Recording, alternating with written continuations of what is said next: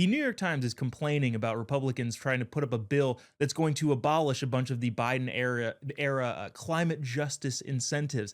Now they're saying, well, private businesses are not going to invest in these areas anymore, and they love using that terminology. Businesses are investing. We're investing. Okay, well, why? Well, they're getting huge tax credits. Okay, well, that comes at the cost of the American people. So the Trump administration is saying, no, we're not going to do this anymore. How excited are you or not, depending on the way you see things, that these free money tax credits aren't going to be going out to these companies for clean energy that probably won't work? I'm happy. Listen, if clean energy is the future, great, but it shouldn't need government training wheels forever. Republicans, we're not anti green, we're anti handout, and if the energy source works, then it should be able to stand on its own two solar panels. Let's be honest. And like, America cannot be powered on feelings and hashtags and ideas. We need real solutions that will work and systems in place. So I'm very excited about this. Joy, for the New York Times article, if you read a big long piece, they say, well, this is going to hurt Republican districts more, conservative areas more, because those initiatives were targeted at them. I saw that as okay, so the Biden administration was trying to buy votes with tax incentives, so that companies could go in there. It looks like they got caught and like, yeah, I don't think red areas are going to suffer from that. I think the Democrats aren't going to be able to buy votes with taxpayer dollars. What are your thoughts? I agree. I mean, this is just it's another straw man argument. Like if we set this up, this will help this will give us, but they're telling us all this. First of all, who actually still reads the New York Times, right? And second of all, did they do this research? Is this their sources tell them?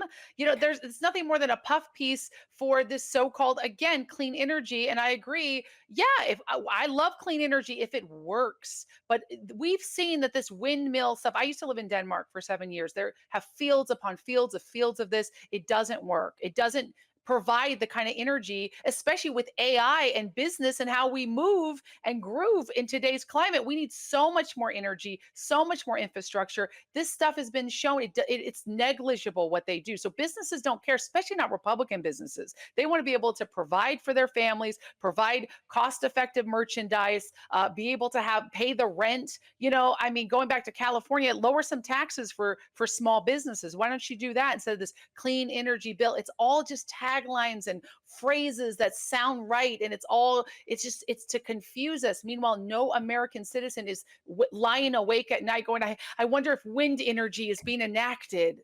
No. There was a president that said something along the lines of "sounds good, doesn't work." I forget which president That's that it. was.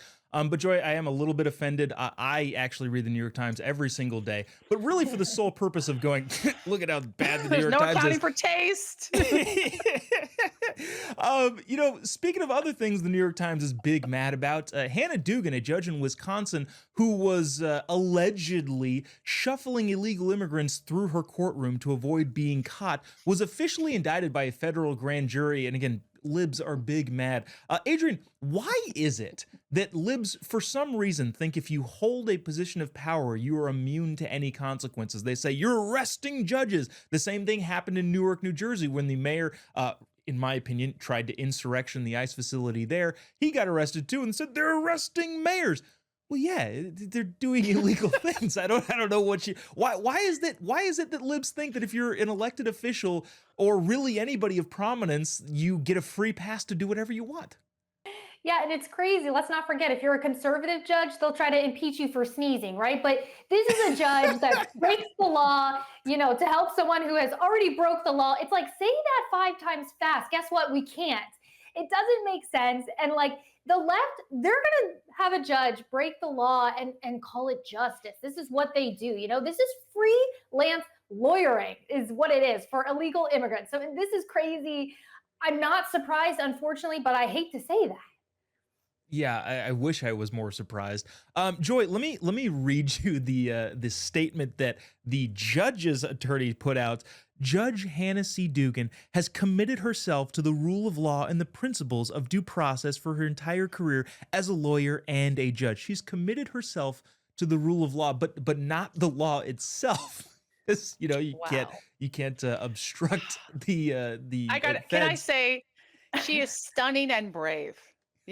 Stunning and brave. It's just hashtag girl power. It's like those astronauts that were in the air. Katy Perry, woman power. We are advancing the female race. We are women. Hear us roar. I gotta say also, would she do the same thing for the white South Africans that are immigrants? Because every white liberal is doing a whole 180 on that. Oh, Mm. we love immigrants. We love refugees, except for if they're white. So will she lay her bravery on the line for the white South Africans? Will she do that too? I doubt it. I do think she probably has a proclivity for brown immigrants, and being the son of an immigrant, I wish I would have known. I would have committed several crimes in her district and been able to get off scot-free, because I guess that's how the justice system works in her eyes. That's Again, right. allegedly, because she's just been indicted, not necessarily found guilty yet.